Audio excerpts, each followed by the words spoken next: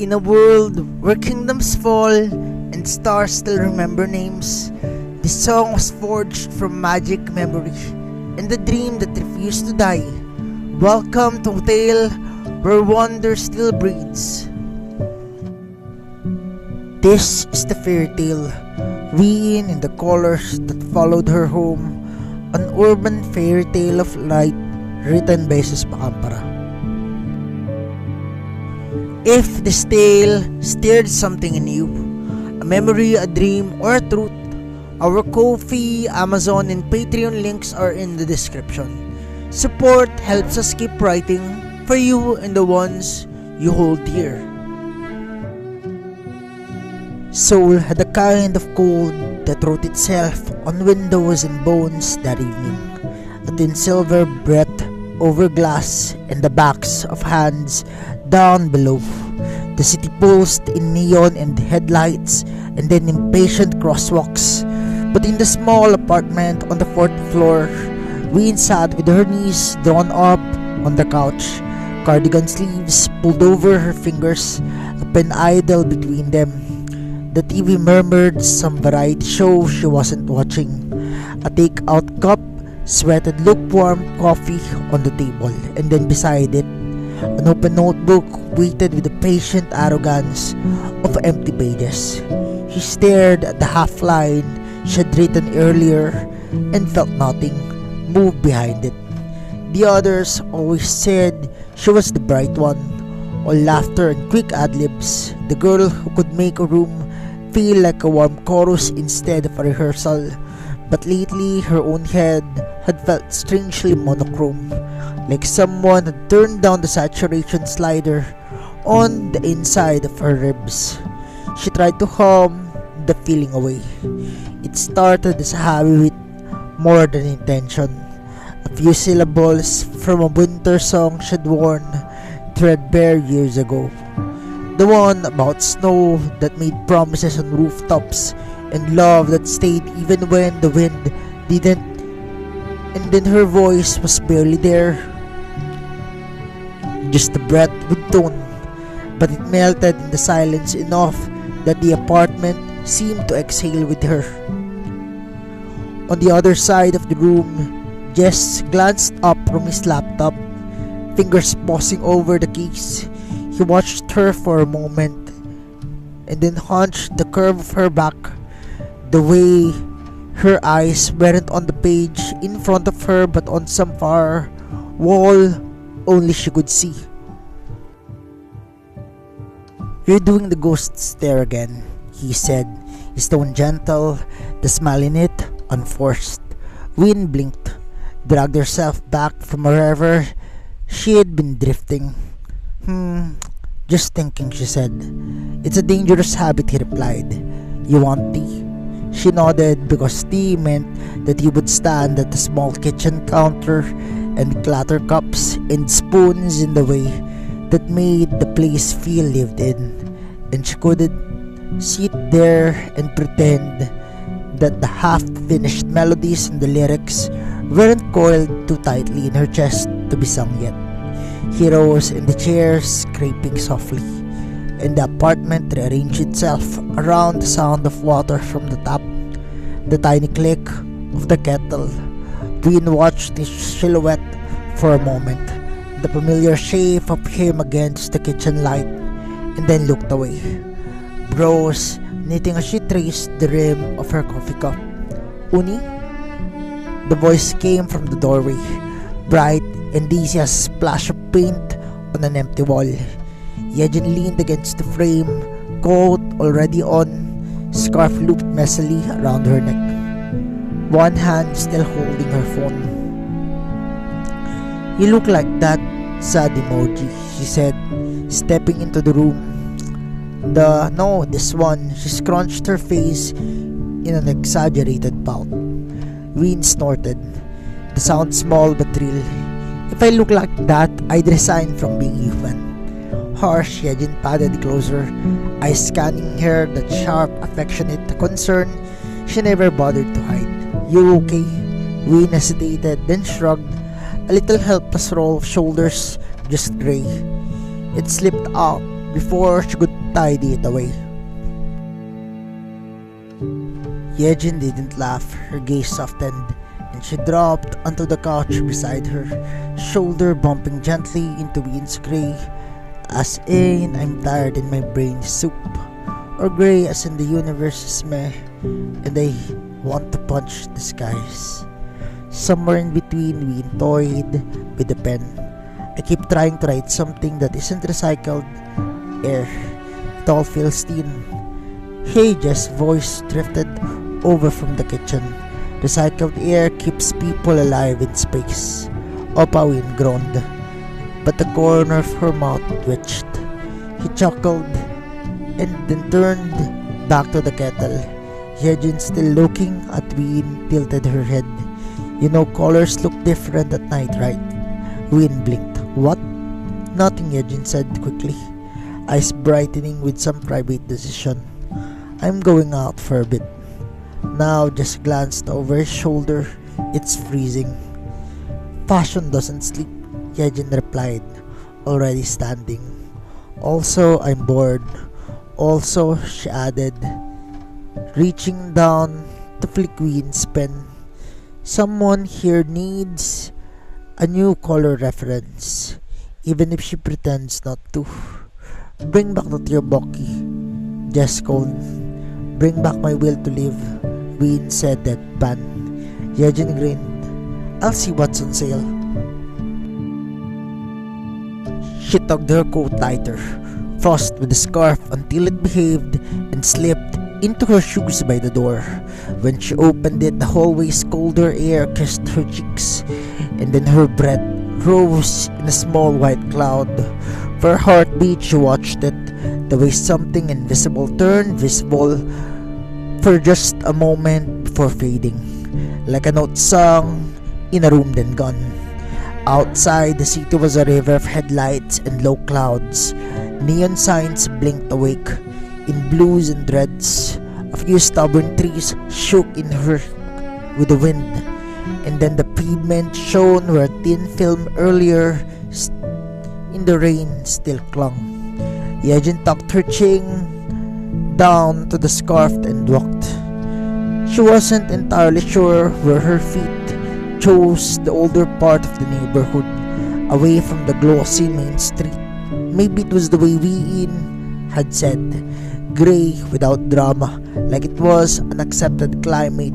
Maybe it was the way Yong had slumped on the couch last night, half asleep in a hoodie, saying she didn't remember what her own favorite color was anymore because the stage lights all blurred into the same white after a while. Maybe it was the way Byul pretended she liked black and red simply because they were easier to match, when everyone knew she hoarded soft pastel goodies like contraband.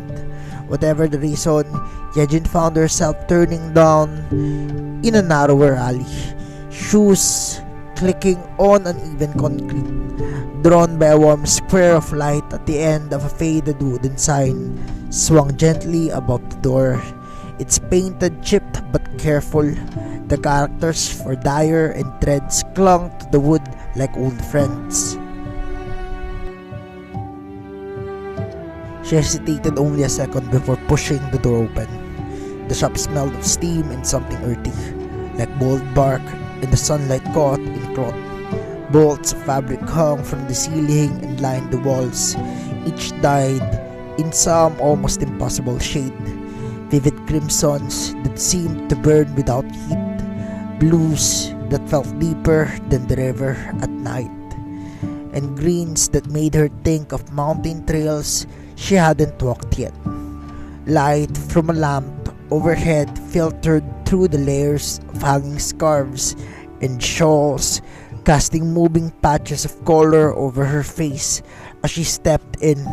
For a moment, Hyejin simply turned slowly in place, letting the hues wash over her. It felt like stepping inside a painting that had exhaled.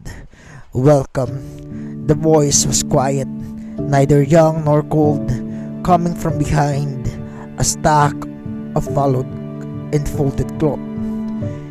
The master Dyer stepped into view, wiping damp hands on an already stained apron, eyes sharp and amused.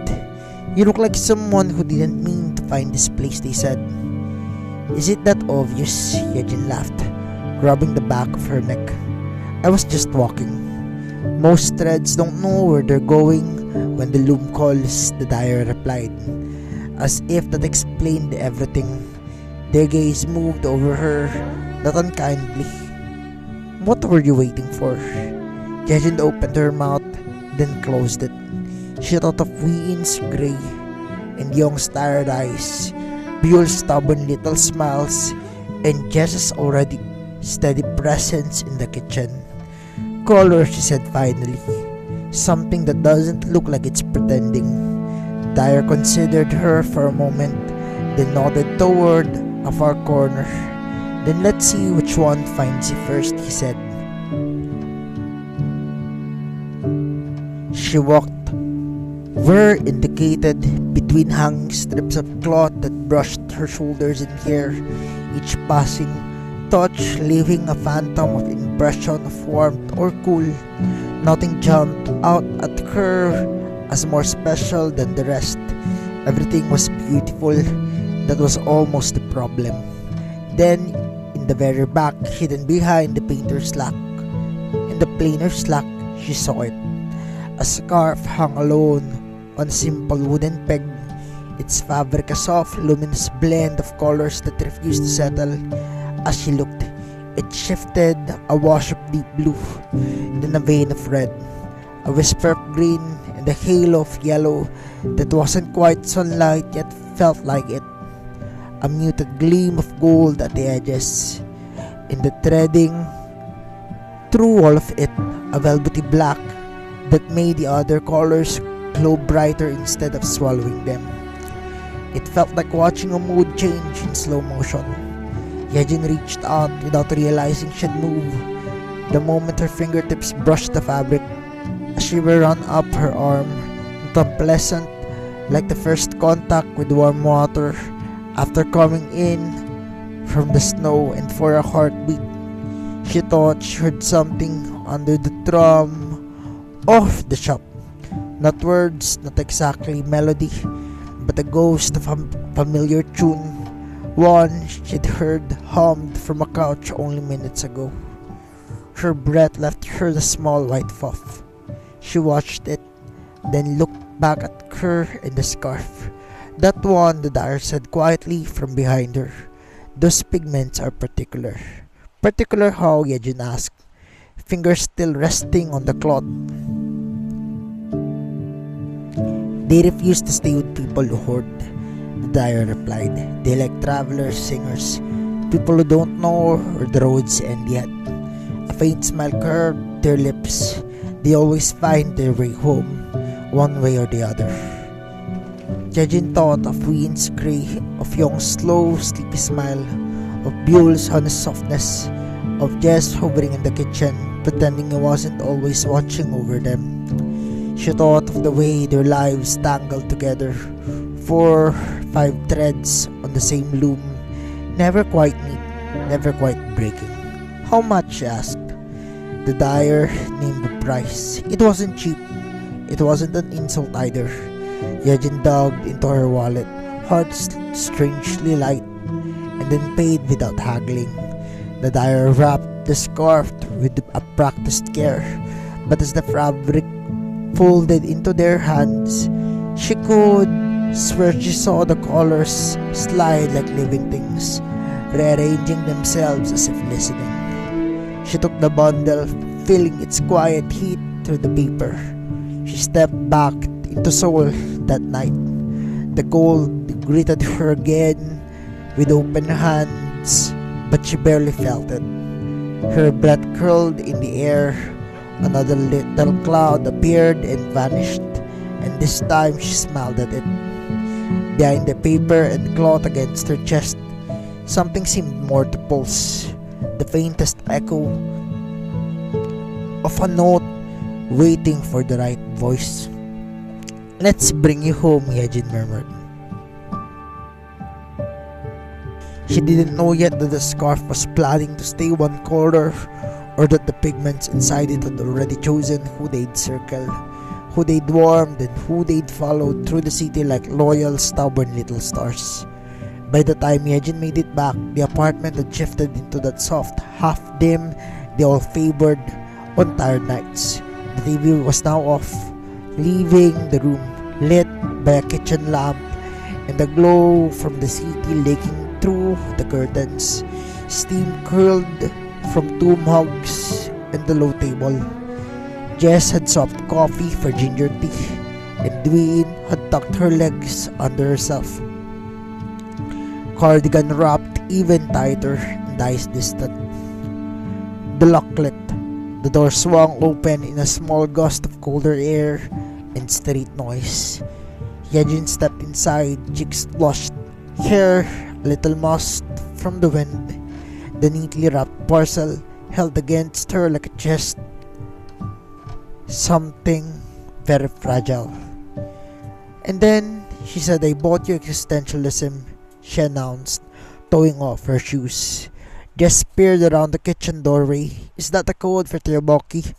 Or did you finally buy one of those lamps that projects fake stars on the ceiling?" Rude, Hyejin lifted her parcel. "It's better than Tteokbokki." Wheein frowned faintly. "Nothing is better than Tteokbokki," she replied. "Watch me prove you wrong." Hyejin crossed the room and dropped onto the couch, placing the bundle of the cushion between them with exaggerated care. The paper made a crisp, satisfying sound, like a page being turned. Up close, Wheein could feel something faint humming through it. Not vibration exactly, but a presence, as if the scarf inside was listening. She tucked that feeling away, telling herself it was just the warmth from Hyejin's hands. Hyejin shot at him. "Look, you'll see. Don't crowd the magic. I need a second to feel dramatic." She undid the string with nimble fingers and then folded back at the paper, and the first glimpse of color spilled into the room like someone had cracked a secret window. It wasn't loud the way neon was loud. It was more like the hush inside the church where all the stained glass had decided to breathe at the same time. Soft luminous tones pulled over the fabric, never quite settling. A deep blue that tugged at the edges of memory, a steady red like a bank coal, and a tender green like new shoots pushing through the soil, a patient yellow that knew how to wait for dawn, and a quiet gold clinging to the edges. And threaded through it, all of it, a black so velvety it made the others look brighter instead of dimming them. Wheein sucked in a breath. For her heartbeat, the apartment felt different. The air thickened, not with heat but with attention, as if whatever lay sleeping in those days had recognized being unwrapped, and it was now gazing back at them. Jess stepped closer, mug in hand, his joking half-smile fading into something more thoughtful. "That's not from the usual fast fashion place." Hyejin grinned, a little triumph flashing in her eyes. "I found a Dyer shop hidden in an alley. The owner said the pigments are particular." She reached out, fingertips hovering just above the scarf. "I think particular meant alive and maybe judging us." As if on cue, the blue in the fabric stared, deepening, then slipping back like a tide tasting the shore. The small hair on Wheein's arms rose. The song she'd hummed earlier ghosted through her mind again, uninvited, and for a moment she heard it not in her own voice, but refracted as if a choir of colors were humming along in a register just beyond hearing. "Okay," she said softly, "that's a little creepy." "Good creepy," Hyejin countered, though her own voice held in a reverent edge, like an old historic creepy. "Keep it away from Yong until we know it won't eat her," Jess murmured. Wheein snorted, and the tension breaking a little. "It'll split her out. Too much caffeine." They laughed, and the scarf lay there, calm again, pretending to be only cloth. And later, when the tea had been drunk, and the argument about which ballad best fit the mode that had evolved into Hyejin and Wheein half singing contradictory choruses at each other, they drifted into their nightly orbits. Just retreated to the study, promising had only checked one thing and then come to bed. Hyejin vanished into her room with a promise to find the perfect way to wear the scarf tomorrow.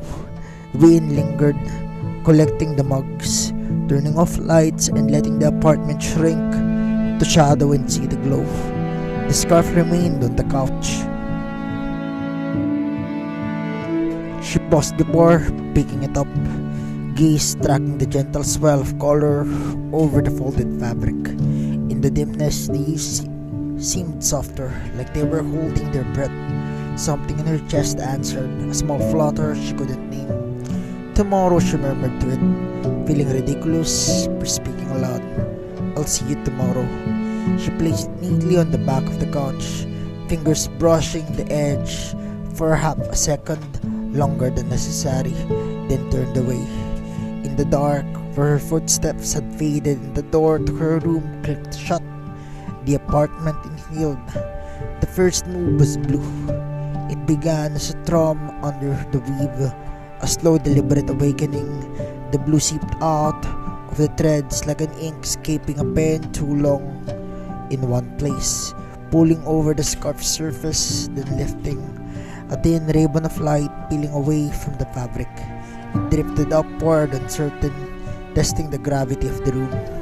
Red followed, not as a spill but as a pulse. It beat once, twice, then slid free in the thicker strokes, curling around the air like smoke that had decided to glow green, uncoiled in a graceful spill, running down the side of the couch like water finding a familiar path. Yellow flickered cautiously at the edges, small and hesitant, then brightened as it found courage.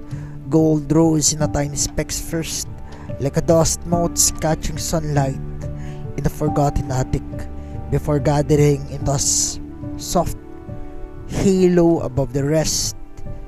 And then the last, it came back black, not because as an absence, but as a slow unfurling shadow that wrapped itself around the others, holding the room and gently in its outline.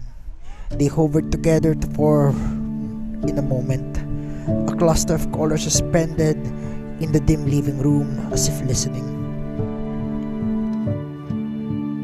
Something old lived in those pigments, older than the alley, older than the loom that had first held them. They were used to walls, temples, banners, clothes worn in ceremonies where the names were spoken with both love and fear. They remembered being part of sunsets brushed by hands that prayed and hands that lied. They knew music without instruments, contracts without ink.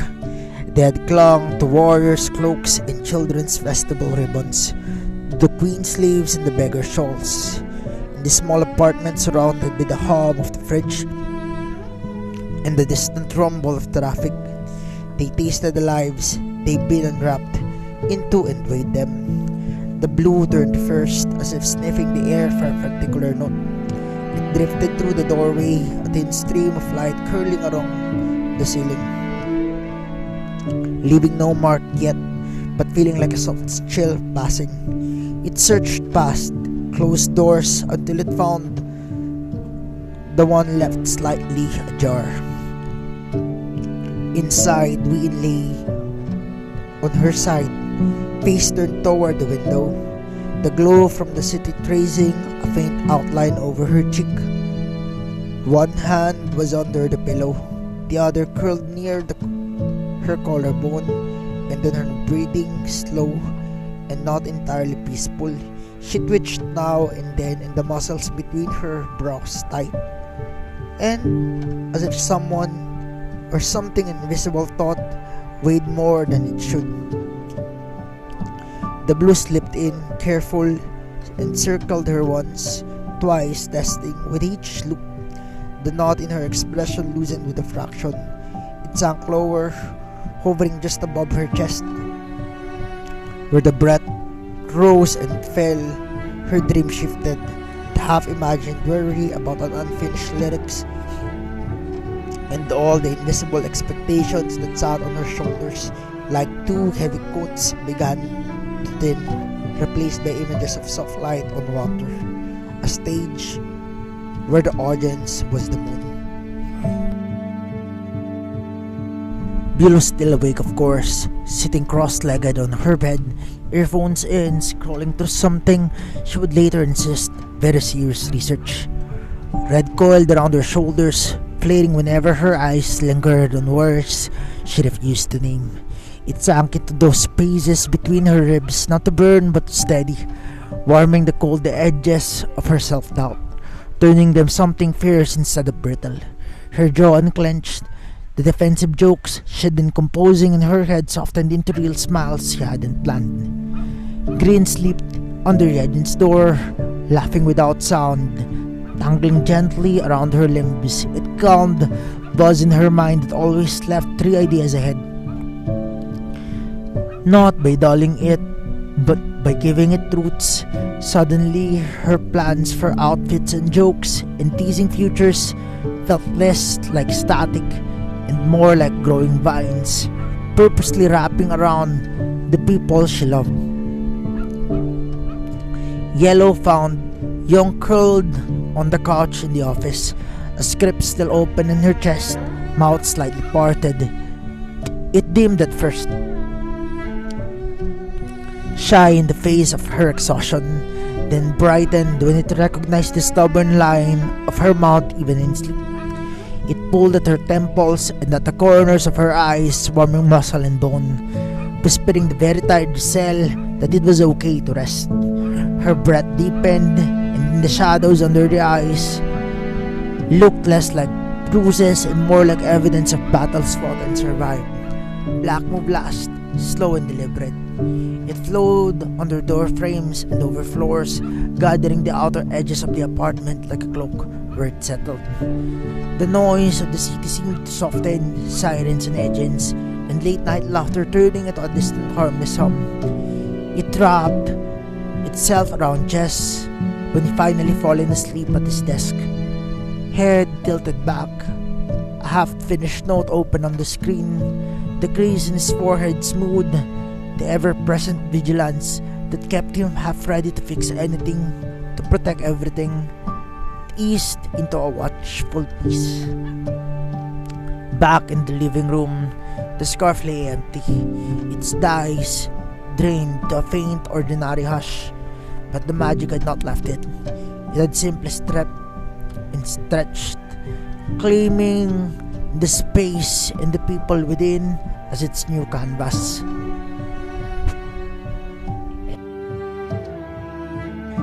Blue hovered over Wheein in a moment longer, feeling the way her breathing matched the old winter song. Each inhale is a quiet verse, each exhale is a refrain. It pulsed in answer, a low, contented chord. Something in her dream turned toward it, like a face toward warmth. Outside, Seoul's lights blinked and pulsed without noticing the extra colors. Now threaded through one small home inside, the girl slept. Mood subtly shifted, her lines eased. Thoughts rerouted along gentler paths. The colors watched them, not as decorations, but as guardians who had finally found souls that would not try to own them, only walk with them. They did not know yet that in the morning everything would be brighter and more complicated, that the line between cloth and cosmos would blur for now.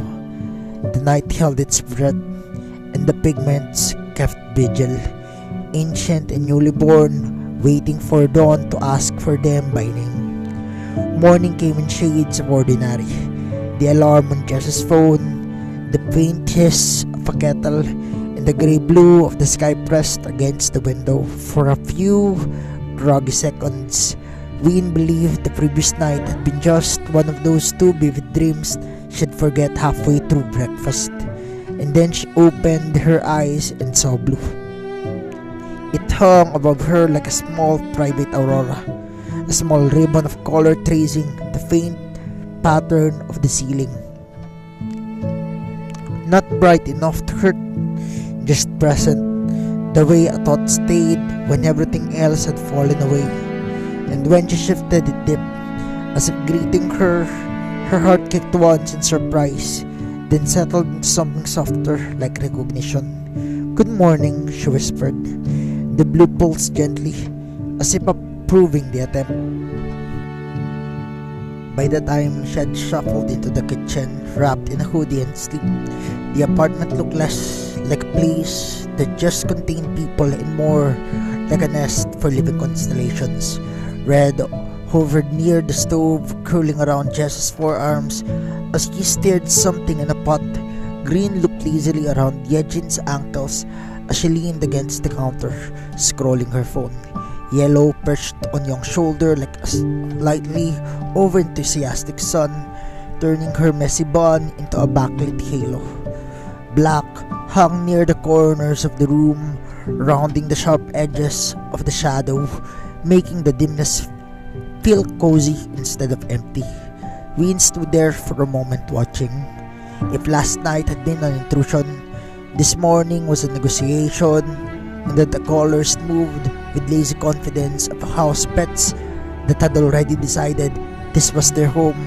They brushed against the cheek and wrist and mugs, testing reactions, leaving behind microchips moved like fingerprints. Jess caught her staring and smiled. "We appear to be haunted," he said, "by a rainbow." Yellow rubbed, as if nodding. Red flared, amused. She rubbed her eyes and said, "Did I drink last night?" "You had tea uni," Hyejin said. "Magical omja, apparently." Green made a small delighted loop around her wrist. Yong squinted at the yellow hovering in the peripheral vision. "I woke up happy," she said slowly, sounding as suspicious as she rolled over and found a strange cat on her pillow. "That's not normal." Blue drifted down to Wheein's shoulder as if to demonstrate subtle calm, swept through her, like someone laying a warm cloth over the part of her brain that normally buzzed at this hour. The nagging self-criticism that usually greeted her first thing in the morning stepped back a pace, gone but quieter. She touched the air where it hovered, fingers passing through cool light. "You did that," she murmured. The color deepened, pleased. They tested the limits over breakfast.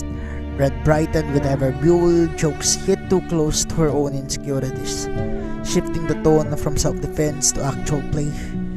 Green nudged at Hyejin's impulse to scroll endlessly into a sudden desire to make everyone a silly, perfectly arranged fruit plate.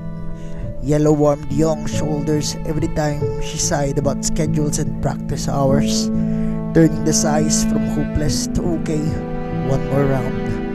Black gathered the noise into a comfortable hum, letting Jess listen to everyone without feeling like he had to fix everything at once. And then for a while it was beautiful. It was strange but beautiful. Then blue flickered. It happened when Wheein went quiet, chopsticks hovering over her ball, as if her mind slid back toward the lyrics and blank pages in the invisible ledger, where she kept everything she owed the world. Blue and blue dimmed at the edges, its glow thinning the way streetlights did before dawn swallowed them. "Hey," she whispered, mouth suddenly dry. No, don't do that." Red and yellow both turned in the air, attention snapping toward her. Hyejin looked up instantly. "What happened?" "Nothing," Wheein started, then stopped as blue shuddered again, like it was trying to hold shape against a strong wind only it could feel. Jess set his spoon down slowly. "The Dyer," he said. "Did they say anything?" Hyejin's mouth pressed into a line, and she replayed the words in her head particularly. They don't like to be hoarded. They always find their way home. Out loud she said, they warned me they don't stay with people who try to pin them down. Maybe being out here is making them fade. Like performance energy, Yong muttered. If you trap it, it dies. Great, Wheein said faintly. I'm stressing out magical paint. Blue thinned a little more, like ink being diluted. The apartment shifted with her anxiety. Yellow dulled a fraction and red pulled closer to Byul's chest as if bracing. Green tightened its circles around Hyejin like a cornered vine, and only black seemed unchained, solid as ever, gently muffling the rising tension. We should go back, Jess said. His voice was calm, but his eyes were already calculating distance. Time to the shop. What this is what they need. Hyejin nodded. I still remember the way. A tiny spark of guilt flickered under her ribs. She had brought the colors here because she wanted to break the gray for them, and now they were breaking into something she didn't understand. Wheein swallowed. She looked out at Blue, who just hovered closer to her now, as if clinging to the very thing that worried it. It wasn't just pretty, it felt old, heavy in the way stories were heavy. She imagined it unraveling into nothing because she had wanted to keep it. The thought made her chest ache. Okay, she said, let's go. The city met them with a slap of wind and winter light. Breath turned visible in the air as they stepped into the sidewalk. Tiny ghosts that appeared and vanished, appearing and vanishing. The second thoughts and the colors followed, hesitant at first, then bolder, as if the open sky gave them room to stretch. What if someone sees? Yong whispered, glancing around. They'll just think it's some cool idol concept, Byul said. Magical comeback, Mamamoo. The Prism Saga.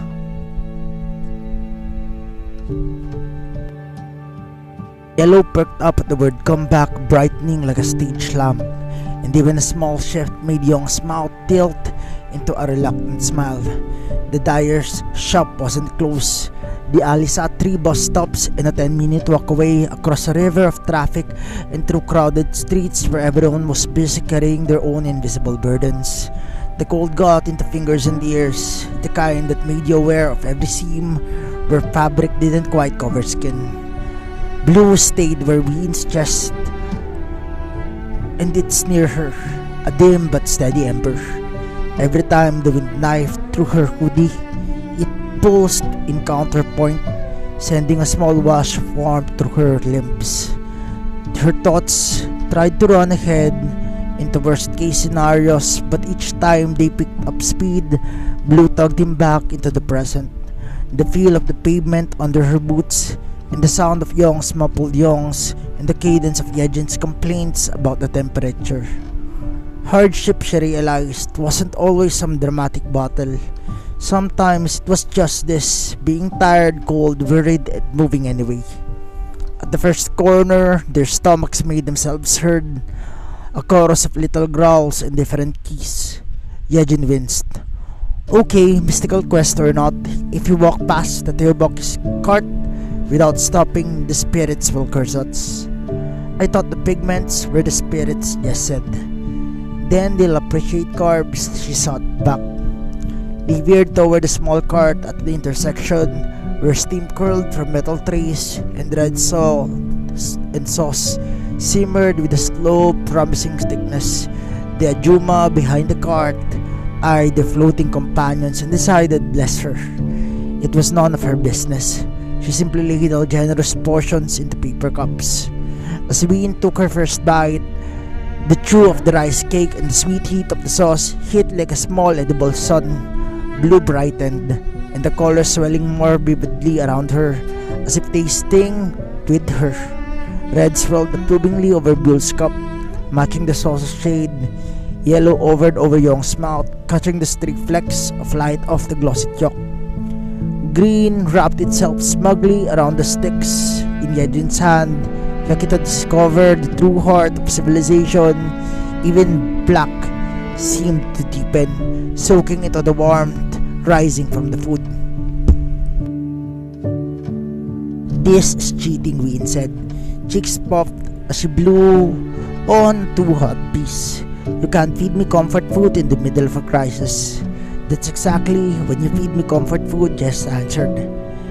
"There's a constitutional mandate." She laughed, the sound pushing a burst of foggy breath into the air. Blue pulsed in time with it, just a little brighter than it had been in the apartment. The flicker of fear in her chest didn't vanish, but it now shared space with other things. The burn on her tongue, the way Byul kept stealing from everyone else's cup, and the soft crease between Yong's eyes relaxing as warmth reached her bones. Walking again was easier after that. The cold still bit, and traffic still snarled, and they still had no guarantee the Dyer could fix anything. But every time Wheein's fury tried to swallow her, someone bumped her shoulder with their own, or shoved the half-eaten tteok toward her, or started humming some ridiculous hook from a song they'd all sworn they were sick of last year. Without thinking, she found herself answering in harmony, the melody wove through the group, thin at first, then thicker, colors echoing its arc, blue smoothing its lows, yellow brightening its highs, red underlining the beat, green dancing in sync, black binding it all so it didn't drift apart. Hardship walked beside them. Sure, so did winter and doubt, in the stubborn ache of loving work that didn't always love you back. But so did hot street food, shared jokes, the scrape of their boots on familiar pavement, and the strange old colors that had chosen them. By the time they turned into the narrower alley where the Dyers and the Dyers' shop lived, Wheein's hands were still cold, her worries still present, but Blue hovered steady near her heart, no longer thinking, just waiting, and surrounded by Jess, Yong, Byul, and Hyejin, cheeks pink from the wind and sauce. She realized she wasn't walking toward a punishment for wanting something beautiful. She was walking with them towards an answer.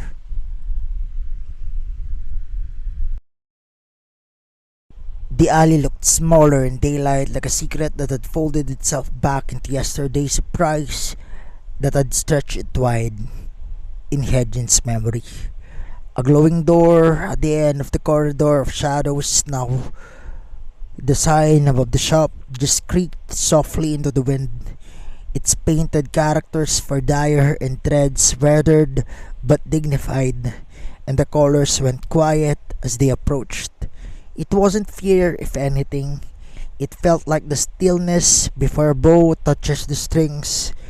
Blue rose a little higher from Wheein's chest, as if waiting and wanting a better look. Red hovered closer to Byul's neck. Yellow narrowed into a tighter ring above Yong's shoulder, and green wrapped snug around Hyejin's wrist, and black settled deeper into the edges of Jess's outline, turning their silhouette almost inked against the pale wall. "Last chance to run away and join the circus instead," Byul murmured, though her eyes were serious. "We're already the circus," Yong said. Her breath made a small cloud in front of her. "We might as well get better costumes." Wheein swallowed, hand brushing her sternum where the hue of the Byul hovered, invisible to her touch but not to her nerves. She felt it all, the way here, its tiny surges of approval when she laughed, its faint dimming when her mind spiraled too far into what if. It hadn't flickered like before, but there was a strain underneath, like a voice held too long on one note. Her fingers curled, and she said, "Let's go." The bell over the door chimed as they stepped in, and the sound thin and clear inside the shop was warmer than the street, steam hanging in the air like ghosts of color, and the smell of boiled dye and damp cloth wrapped around them, strangely comforting, like the backstage of a theater. The master dyer was at a long table, back turned, hands deep in a basin. They didn't look surprised when the group came in, followed by their small, luminous constellation. I wondered when you'd bring them back, they said without turning. You knew we would, Jess asked. The dyers straightened, water dripping from their fingers. They wiped their hands on a stained towel and finally faced them, gaze moving first over the people, then over the colors. Their eyes crinkled at the corners, not quite a smile but close. Pigments like these, they don't go quietly, they replied. They cling to those who call them, but they don't stay where they're merely displayed. They want to be used. Used how Hyejin cut in. They almost faded this morning, blue especially. At the mention, blue pulsed near Wheein's chest, answering a roll call. The dyer's gaze found it and softened. Of course it did, they murmured. You kept it too close. Wheein flinched, guilt pricking. I didn't, but you're the one who sold the scarf. And you brought it into a home where every breath is a song that's afraid of being too loud, the dyer said, voice gentle and not accusing. The scholars remember walls where they were only touched on festival days and then left to gather dust. They remember being hoarded and they don't forgive it easily. Blue dimmed just a little. Wheein's chest tightened. We share them, she protested, surprising herself at the urgency in her voice. On the way here, they brushed people, places. They changed how we felt. Isn't that what they're there for? The dyer studied her for a moment, eye searching. And how did it change you? She opened her mouth and shut it again, then forced herself to answer honestly. They made it harder to hide from myself and from them. Her voice went small on the last word, the pronoun swollen with unsaid things. Expectations, love, and the weight of being seen by these four people in ways no camera could. Blue brightened at that almost imperceptible swell. There, the dyer said softly. That's why they haven't left.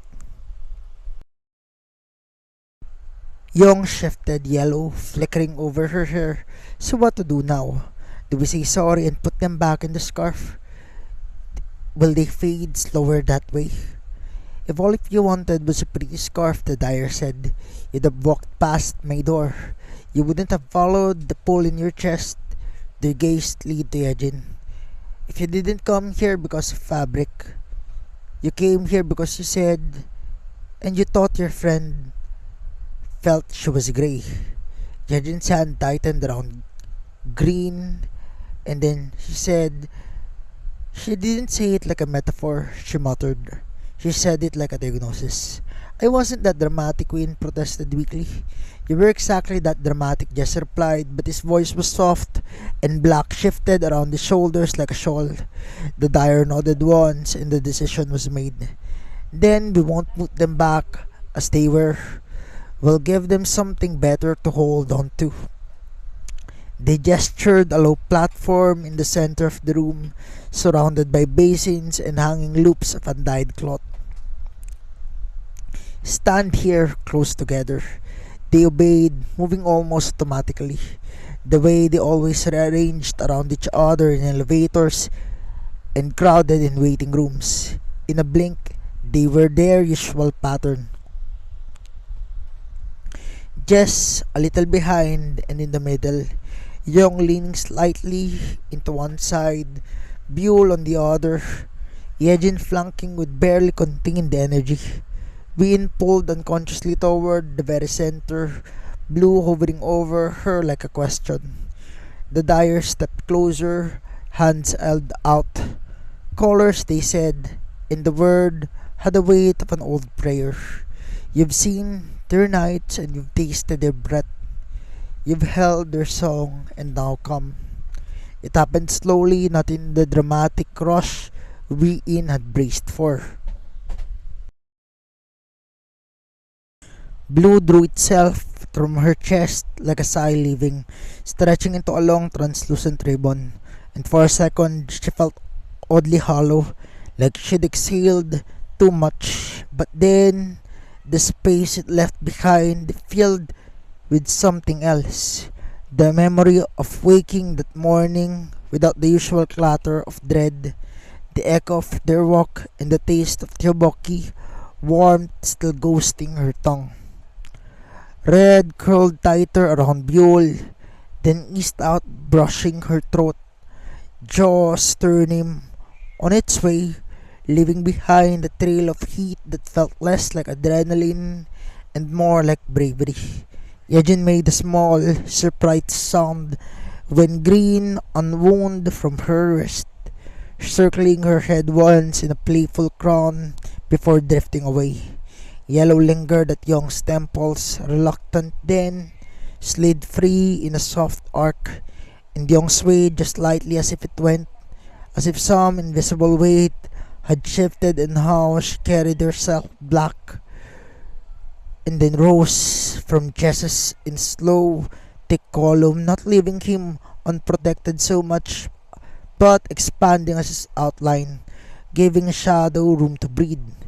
They gathered above them, the six of them and their five colors, linked by a faint sprinkling of gold that had never fully returned to the scarf. For a heartbeat, they hung there, a small impossible galaxy in the middle of the shop. The Dyer lifted their hands, palms up, water stirred in the basins, and the undyed cloth hanging nearby fluttered without the wind. These pigments are old, they said quietly. They've carried kings and beggars, priests and liars. They've seen and been soon to flags that justified wars and into ribbons that promised peace. Alone, they only repeat stories they already know, but you, they glance between the five faces. You gave them something new. You let them sit at your table. You fed them street food, and then let them hear you argue about ballads. Hyejin huffed at a small laugh, and at that, green sparkled faintly in response. Light shared multiplies, the Dyer continued. It doesn't divide. They're ready to stop being ornaments and start being skin, habit, and memory. Wheein's throat tightened. What does that mean? She asked. Step closer, the Dyer said simply. They moved until shoulders pressed into shoulders, until Jess's hand rested lightly at Yong's back, until Byul's fingers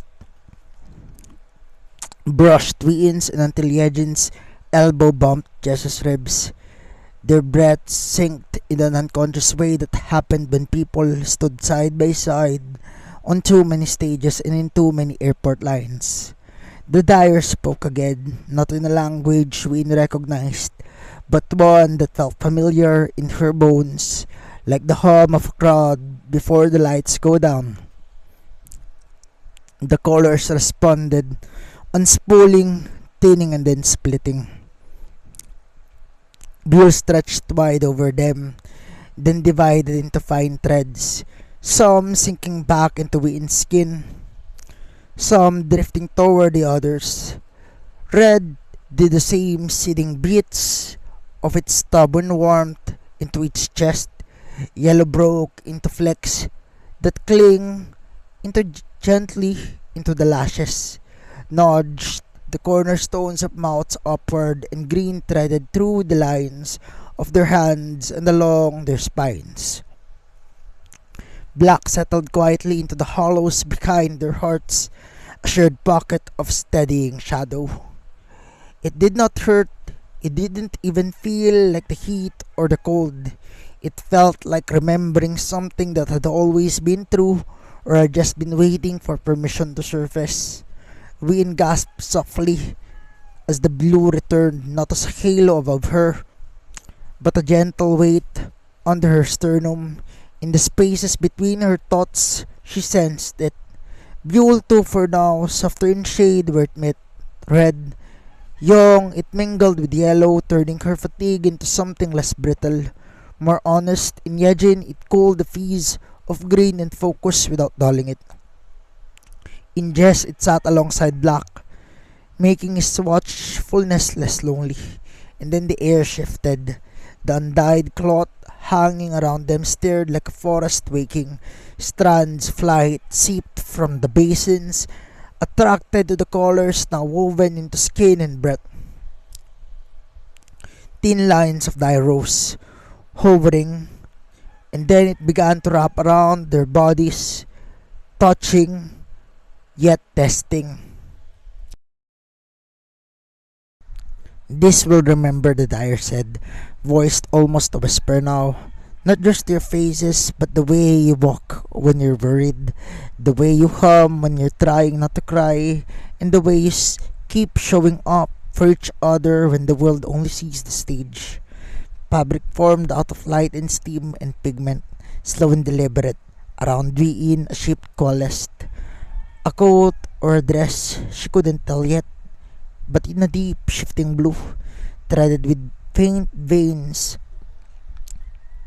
of other colors. When she moved her hand, the fabric rippled in anticipation, like water having a private conversation with the moon. Byul's garment took on sharp lines, softened at the edges. Red, dominant but streaked with cooler tones that kept it from devouring everything. Yong shimmered with a restrained glow. Yellow present but gentled, like a sun filtered through the curtains, and Hyejin played it with the symmetry. Green swaying in fun, bold cuts that somehow still felt protective. Jess began as black, then revealed the speck of hidden color when he shifted, like a night sky that refused to pretend it didn't know what stars were. And Wheein's breath hitched. The blue didn't sit on top of her. It seemed to rise from her as though the cloth were just how the color had chosen to become visible to the rest of the world. Why? She asked quietly. It wasn't modesty. It was genuine bewilderment. The Dyer looked at her and at all of them with awareness that wasn't tiredness, so much as perspective. Because you keep trying even when you're empty, they said. Because you love loudly and think you're failing quietly. Because you feed each other Tteokbokki in the middle of a crisis. A startled laugh broke from them, shaky and real. Colors like that, Dyer finished. They're tired of being painted on walls nobody really sees. They want to move, to climb stairs, or to ride subways and stand under cheap street lights. They want to look up at the sky with you and remember that they were part of that once. Wheein felt something loosen in her chest. A knot she'd been carrying so long she'd mistaken it for a rib. And then the blue inside her answered. Aloha resonated with the others, with the garments, and with every air in the room. On some unspoken cue, they all looked up. The ceiling of the shop was plaster and beams, but for a breath it seemed thinner, like a membrane between them and something wide and waiting. Wheein had sudden the crazed sensation that is as if the colors pulled just a little harder and if love tugged a little more insistently, the space above them might unfold the way the scarf had, revealing something vaster. Her heart stuttered in a way that felt suspiciously like hope. Wear this, the Dyer said, stepping back. Live in them, let the brightness move, and if you do, they won't fade. And when the sky finally calls you up to see how it looks from the other side, their eyes twinkled strangely, young for a moment. You'll be already dressed for it. Wheein glanced at Jess, at Yong and Byul, at Hyejin, and at the way their new colors clung to them like promises and memories. The hardship waiting outside hadn't vanished. There would still be gray days, unfair comments, bone-deep exhaustion, and the constant relentless ask of the world. But now, The gray felt less like a verdict and more like a background. She looked down at her hands and at the faint shimmer of blue along the veins and at the tiny specks of yellow and red, the whispered green and the quiet black. When she lifted her head, the others were looking back at her with the same expression she knew was on her own face. "We're still us," that look said, just more visible. Outside, Seoul went about its business, unaware that in a hidden shop, 5 people had just been rewoven with colors that remembered temples and battlefields and lullabies. Inside, the garment settled against skin and bone, waiting patiently for the moment the sky would decide to answer the upward tilt of their chins. They stepped back into the alley like people walking out of a dream and into another one that had remembered to keep the cold. And for a moment, no one spoke. The door of the driver's shop clicked shut behind them with the soft finality of a page turning. The sign creaked overhead. The sky above and the tight walls of the alley was a strip of washed out blue. The kind that was already thinking about giving up and letting the night take over. Wheein looked down at herself. The garment lay over her like a second skin stitched from dusk, deep blue that shifted with her breath catching light in hidden folds, and when she removed her fingers, the fabric seemed to anticipate a gesture, rippling a fraction of a beat before her muscles did. It was reminding her that they were in this together now. She flexed her hands, feeling the faint tingle where the collar had seeped beneath skin. "This a lot," she said, mostly to herself. Hyejin twirled in place, her green slashed out with flaring with her. "It's fabulous," she corrected. "You look like the heroine in that fantasy manual we like to remember. The one with the sky bridge and the idiot prince." Byul tugged at the edge of her own red-lined coat, lips quirking. "Yeah, but the heroine there stabbed people and we just eat rice cakes and cry about deadlines." Jess adjusted the collar of his black star-dusted jacket, rolling his shoulders as if getting used to the way gravity sat now. "Give it time," he said. "The deadlines might need stabbing." Yong didn't say anything at first. She was looking up at the narrow slice of sky, yellow glow, fabric catching the fading light, like it was storing up for it later. Her eyes had the distant assessing look she wore during the late night script readings, and the one that saw both the problem and the scene break in her head. Finally she exhaled. The breath came out of the white cloud, curling between them. "So," she said, "we have haunted clothes and illegally pretty pigments living in our blood, and the mysterious tailor who casually implies that the sky had plans for us." She glanced at Wheein, at the way blue hummed under her skin. "Dinner?" Wheein snorted. "That's your takeaway?" "What? You thought transcendence would cancel my appetite?" Yong shrugged. "I am starving. Enlightenment takes calories." They made their way back toward the main street. The city slowly sliding from afternoon into evening.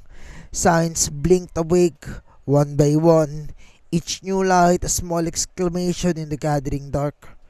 People moved around them in a familiar pattern, hurrying home, heading out. Eyes on phones, shoulders hunched against the cold. If anyone noticed that their silhouettes were edged in impossible hues, if anyone's gaze lingered too long on the way the air seemed to shift as they passed, no one said anything. Seoul had seen stranger things, or maybe Wheein thought the colors were choosing who got to notice. As they walked, she could feel blue responding to everything. A car horn blared too close. Her shoulders jumped. Blue rose steady under her ribs, keeping the panic from branching into old useless spirals. A group of fans across the street laughed over some idle video, and one of their voices drifting across with an off-key line of a song we knew far too well for a second that old sharp ache of being both loved and consumed frightened her. And then her chest blew, met it, softened at the edges, and turned the ache into something she could hold without bleeding. She glanced sideways at the others. Red flared when Byul bristled at a passing shot that could have been mocking if you tilted it wrong. And then gentled as she rolled her eyes and let go. And then yellow popped warmly around Yong when her phone buzzed with another scheduled reminder, keeping exasperation from curdling into resentment. Green nudged Hyejin toward the street performers' tiny crowd, making her toss a coin into the hat with a flourish that left the singer grinning. Black wrapped quietly around Jess's spine whenever protective instinct surged at him, and that nothing in particular, easing back into a watchful calm. All of the threaded back into her too. Blue wasn't just hers, it had fingerprints from everyone now. When Byul made something stupid, runabout about dying for fashion, and the group booed in perfect harmony, the little lift in Wheein's chest felt streaked with red mischief and green delight, and the yellow fondness and the patient dark of black that had always sat behind Jess's laughter. They stopped inevitably, and another Tteokbokki cart. "Don't look at me like that," Hyejin said, already fishing for her wallet. "We are beings of pure color for now. We need fuel." Scientific fact, Jess agreed solemnly. The Ajuma behind this cart didn't pretend not to see. Her gaze flicked over their clothes, the hovering glints of impossible light, and she pursed her lips, then nodded once, satisfied with whatever conclusion she'd reached. "Celebrities doing a concept shoot?" she asked. "Ladling sauce-covered rice cakes into bowls, or just young people being young people?" "Both," Yong said, smiling, and the woman laughed. Price dropping by a few won for no stated reason. They'd standing there on the sidewalk, sauce burning their tongues and fingers, steam rising around their faces. The colors responded, brightening and delighted. The fleck of sauce landed on Wheein's sleeve. Blue parted around it, offended, then folded back with a sigh. "You're ridiculous," she whispered to it. It shivered in what she could only interpret as agreement. For a while hardship felt far away, held at bay by heat and laughter and the simple grounding brutal of chewing something spicy enough to make your worries sweat too. But when the food was gone and their hands were wiped on flimsy napkins, then the night closed again with its usual weight. There were still messages waiting in their phones, still rehearsals and shoots and interviews, still the yawning maw of expectations, numbers, and opinions, still the quiet, persistent fear in what Wheein, especially, that one day the song inside her would run out. The colors didn't erase any of that. They just changed the way her heart stood next to it. By the time they reached their building, the sky had surrendered to full dark and the city glowed. Windows, street lamps, and billboard and tail lights. A thousand small declarations of "I'm still here." "Let's go up," Jess said. They all looked at him. "We live up," Byul said. "Higher," he clarified. "Roof." Yong groaned. "If this is about cardio, it's not." His eyes were different, reflective, like he was listening to something just behind the noise of the traffic. Black had gathered thickly around his shoulders, not heavy but present. It feels like the ceiling is thinner tonight. That was not a sentence any of them had a ready answer for. But if there was one thing they'd learned together, it was when to argue and when to trust the weird. So they climbed. The stairwell light flickered, as stairwell lights were legally required to do. Their footsteps echoed with each floor they passed. The sounds of the city thinned, and less than a car horn, but more than a distant hum. The colors hummed too, quiet but insistent, as if ascending with them up some invisible skill. When they pushed open the door to the roof, the cold hit them full in the face.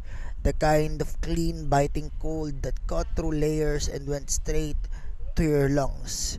When inhaled sharply, they watched their breath explode out in a cloud that had a rooftop caught, turning it briefly into something luminous. Soul stretched out around them in every direction, bridges like glowing stitches over the river, clusters of high rises, entire windows lit in irregular patterns. The slow crawl of cars on distant arteries. Above it all, the sky had a deep velvet blue, black, a handful of stars managing to punch through the city's backlight. Wow, Yejin whispered. They drifted to the edge, stopping at the low wall. The old childish urge to climb it and pretend you could jump into the lights pulsed in Wheein's legs. Blue surged, warning and wonder at the same time. She lifted her chin, looking up. Somewhere between the shop and the stairwell, the Tteokbokki steam, the sky had changed, or they had. It didn't feel like an unreachable ceiling anymore. It felt aware, like a stage before the music started, like the held note of a crowd's breath right before the first spotlight hits. Do you feel that? She asked softly. Yes, Jess said. At the same time, Byul muttered. Yeah, and Yong breathed. Unfortunately, and Hyejin said it's like the air staring at us. The colors lifted themselves from the fabric and from skin, just a little, not leaving, not separating, more like standing up after sitting too long. Blue rose above Wheein's heart, red above Byul's, yellow above Yong, and green above Hyejin. Black unfolding from Jess in a slow, steady expansion. Gold sprinkled between them all, connecting. The wind picked up. It should have been colder, but it wasn't. Wheein's pulse stumbled. She'd always joked about wanting to fly in songs and wanting to live and stay in the same breath. Now something in her bones whispered maybe. Okay, Fidai, I'm hunting all of you, Byul said. Her voice shook only slightly. We're not dying, Jess said. He reached out, taking Yong's hand in one of his, Byul's in the other. Come here. Wheein stepped in without needing to be asked. Hyejin looped an arm through hers, anchoring them together in a familiar knot of limbs they made on couches, in waiting rooms, on bus benches. Jess's arm came around them from behind, a circle closing. For a heartbeat, nothing happened. Then gravity relaxed. It was a subtle at first, shoes feeling lighter on concrete, hair lifting a little more in the wind than it should. Wheein's stomach swooped the way it had on that terrible amusement park ride years ago. The one she swore she'd never get on again.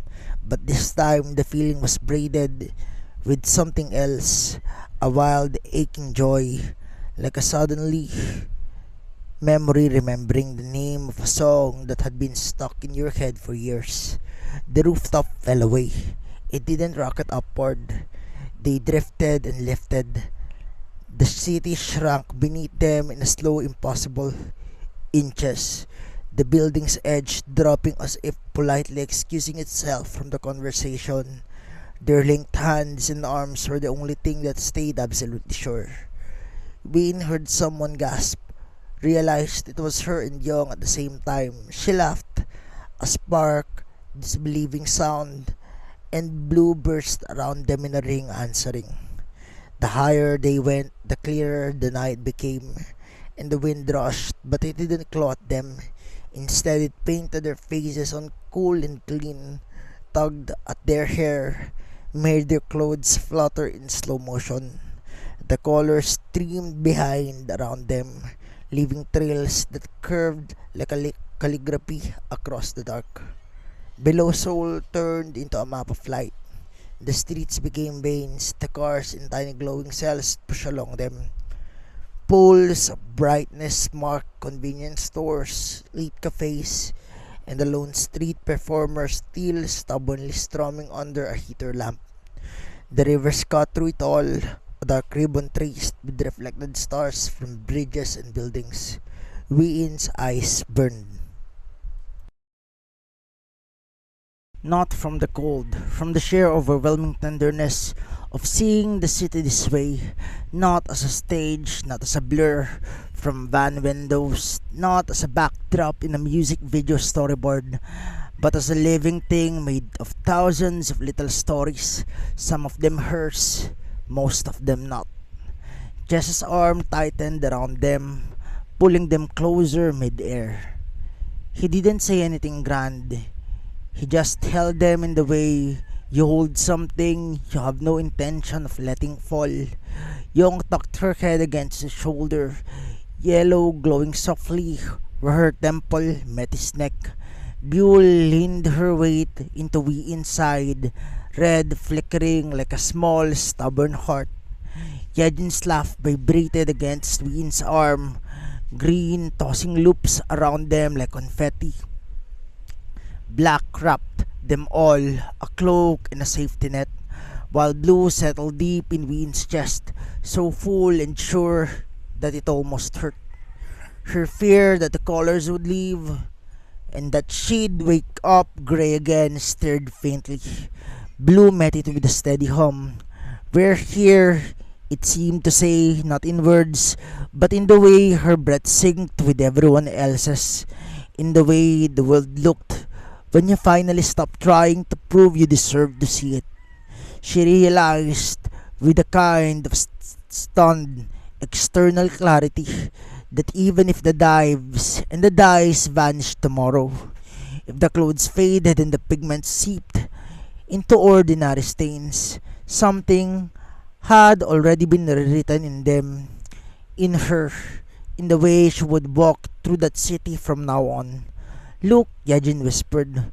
Wheein lifted her gaze. She saw stars, not many, not the wild scatter you saw in a countryside silence, but enough. A few brave points of light, stubbornly piercing urban glow between them and the city. Their own colors hung, not separate but joining, and then weaving invisible threads from the rooftop sky. She imagined suddenly that somewhere down there, a girl was walking home under the heavy bag and the heavier heart. Maybe she'd look up and catch a glimpse of an impossible streak of blue, or a strange halo of yellow, or a curl of red that made no physical sense. Maybe she'd write it off as a reflection, as a trick of her tired eyes. Maybe some small unnameable part of her would feel less alone anyway. The thought made Wheein's throat close. Without thinking, she started humming. It was the winter song again, but not quite. The same bones and the different flesh. The melody that had haunted her couch, her mornings, her quiet moments, now poured itself into the open air, threaded with everything that had happened since. Scarf, colors, Tteokbokki, the dyer's hands and the weight of fabric and the lift of flight. The others stilled, listening. Then Yong's voice joined, soft and low, not bothering with words. Byul picked up a harmony, nudging the line into a different direction for a bar. Hyejin slipped in something playful at the edges, like bells, and Jess didn't sing out loud, but Wheein could feel his chest vibrate against her back, black and resonant. carrying the sound outward. The city didn't answer, not in any dramatic way. No lights flickered in synchrony, no sudden beam from the sky, but as they drifted in their small circle of color and breath, Wheein felt the song settle over Seoul like a thin, invisible blanket, a promise that there would always be at least one melody up here that belonged to them and them alone. Eventually, slowly, gravity remembered its job. They descended the way they'd risen, gently as if laid back into the world by a careful hand. The rooftop rose to meet them, concrete, solid under their feet, and for a second they all stood there, braced for the fall that never came. Then Hyejin whooped, startling her with her own echo. "We flew," she said. Then louder, "We actually flew." Byul turned in a circle, looking at the city like it might applaud. "This is going to ruin elevators forever." Yong wiped at her face. "Don't say anything," she warned, voice thick. "And if any of you mention crying, I will throw you off to this roof and make the colors catch you." Jess didn't say anything. He just pulled them in again, all of them, into a tight, ridiculous rooftop hug. No poses and no cameras, no choreography. Just arms and breath and color pressed together in the cold. Wheein buried her face against them, eyes closing. Hardship waited below, and tomorrow and next week, next year. The gray would come back some days, heavy and relentless. Songs would stall schedules, and it would bruise people who would say careless things. But tonight, she had flown over her own life and seen it from above, small and luminous. Inside her, blue settled like an ink in a well that knew it had pages left. She opened her eyes to the Seoul night, the faint stars and the glowing streets, the impossible clothes and the ridiculous people holding her up. "Okay," she whispered, more to herself than to them. "I can write from here. I create these stories, poems and little worlds each day for my beloved Wheein. If they bring you comfort or a smile too, please give it a like, share it with someone who needs it, and subscribe to join us on this little journey."